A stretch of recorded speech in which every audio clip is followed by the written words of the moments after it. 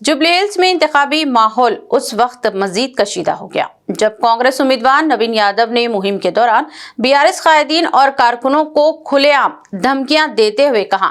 कि ये मेरा इलाका है, मेरा रास्ता काटने वालों, तुम बाहर के लोग जो कहीं से आए हैं वो सड़क पार करके निकल भी नहीं सकेंगे। इन रिमार्क्स की वीडियोस वायरल होते ही शहरियों में तशवीश फैल गई और सियासी हलकों में सख्त रद्द-ए-अमल सामने आया। नवीन यादव पहले ही अपनी पार्टी के अंदर तनाज़ा खड़ा कर चुके हैं जब उन्होंने साबिक़ कांग्रेस लीडर पीजेआर को गैर मुकामी करार देकर तलखियां बढ़ा दी थी। अब बाहर से आने वाले कायदीन को निशाना बनाने से वो अपने ही कैंप में बेचैनी का सबब बन गए हैं। बीआरएस रहनुमाओं ने इनके रवैये को गुंडागर्दी करार देते हुए इलेक्शन कमीशन से कार्रवाई का मुतालबा किया है, जबकि वोटर्स का कहना है कि जमहूरियत में गुंडागर्दी की नहीं, खिदमत की सियासत चलती है और 11 नवंबर को अवाम इसे रवैये का सही जवाब देंगे। बीआरएस వాళ్ళు పిచ్చి పిచ్చి వేషాలు పిచ్చి పిచ్చి తమాషాలు వేసుకొని ఇది నా ఇల్లు జూబ్లీ హిల్స్ నా ప్రాంతం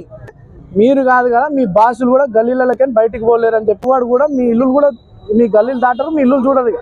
ఇవాళ ఏం మాట్లాడతారు నేను విలేకరులు అడిగిన ప్రశ్నకు క్యాండిడేట్ కాంగ్రెస్ పార్టీ అభ్యర్థిగా ఉండి ఎన్నికల కమిషన్ నియమ నిబంధనలను తూచా తప్పకుండా పాటించాల్సినటువంటి వ్యక్తి ఆగ్రహావేశాలను పక్కకు పెట్టి ప్రజాస్వామ్య పద్ధతిలో ఓట్లు అడగాల్సినటువంటి వ్యక్తి నిన్న ఏం మాట్లాడాడు కాంగ్రెస్ పార్టీ అభ్యర్థి ఇక్కడికి వచ్చినటువంటి వాళ్ళను ఇల్లు చూడరు తిరిగి వెనక్కి పోరు అంటున్నాడు కాంగ్రెస్ పార్టీ అభ్యర్థి నవీన్ యాదవ్ గారు జూబ్లీహిల్స్ నియోజకవర్గంలో అక్కడి నుంచి ఇక్కడి నుంచి అనే మాట లేకుండా శాంతియుతంగా అభివృద్ధి పదంలో మంచి వాతావరణంలో ఇవాళ వృత్తి వాళ్ళు చేసుకుని బ్రతికేటువంటి లక్షలాది మంది మేధావులు ప్రజలు పారిశ్రామికవేత్తలు సినీ రంగ ప్రముఖులు అందరూ కూడా వారి మాటలను ఏ రకంగా తీసుకుంటారో ఆలోచన చేయాలి। రేపు ఇప్పుడు గెలవకుంటే ఆ రకమైనటువంటి హెచ్చరికలు వస్తే రేపు జూబ్లీహిల్స్లో బ్రతకకూడదా, జూబ్లీహిల్స్ దాటి ఎదిరించిన వాళ్ళు తిరిగి